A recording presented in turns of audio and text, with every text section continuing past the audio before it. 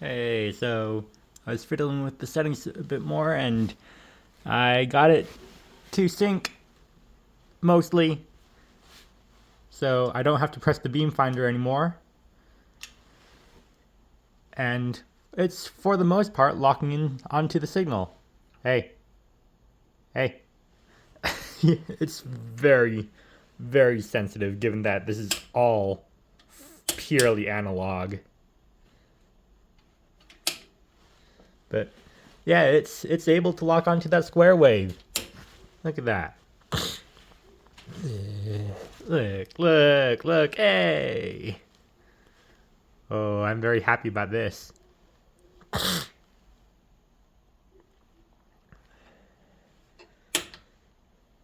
And then this is what happens if you kind of fiddle with it a bit more. It completely freaks out and loses the sync. So there's some scratchiness still for the most part, but look at that! Look at that! It's actually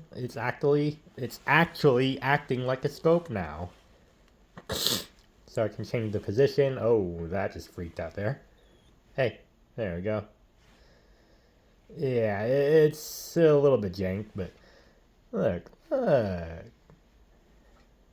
look at that. It's actually a scope now, rather than just a funny shelf ornament thing. And rather than having like grid lines and anything here, you have to use physical measurements. I don't have a ruler with me, but you have to do like physical measurements using the units here to determine things. Oh, it's freaking out again.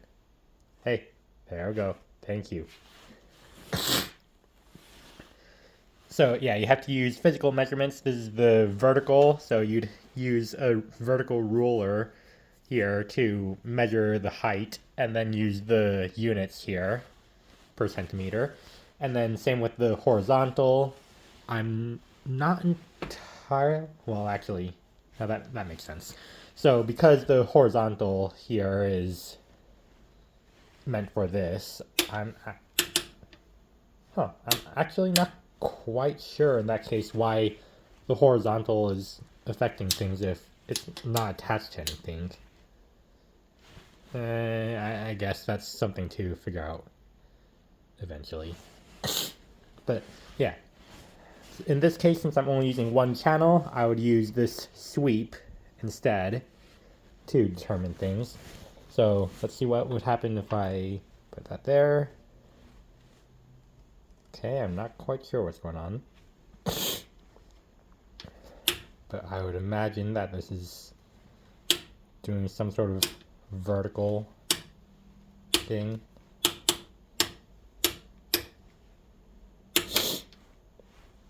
Anyway, let's plug this back into here.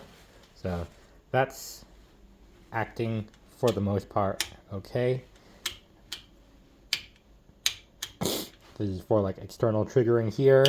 For now, I have it set to attempt to trigger on the positive level line, I guess. Come on, let's try and get you to lock in. I'm trying to make it so it's not quite moving. And that just loses entirely. Close enough, honestly. Yeah, the fine control on the horizontal doesn't really do much, but the vertical does. I'm not entirely sure why horizontal is affecting the time sweep. You can see here. That's a little bit weird. Hey.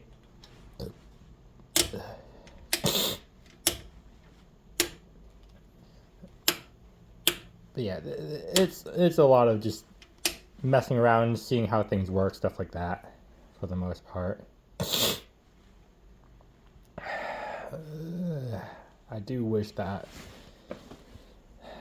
these spring allergies were not so intense right now.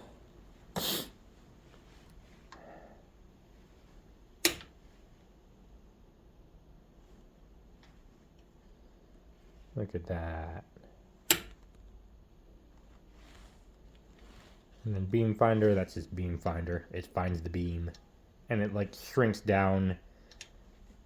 Hey. Hey. What is it doing? There we go.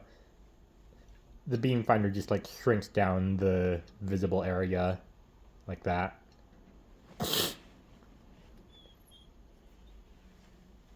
And it's just like moving things around. So if I like moved it off like that, you can see it scooted over all the way there. If I move it like that, it's all the way over there instead. Right in the middle. It's mostly in the middle. Good enough.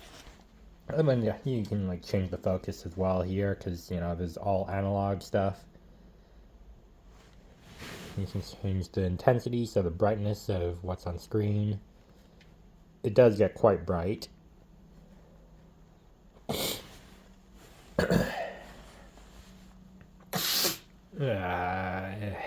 Okay. Yeah, that's it for this clip. Hey, stop.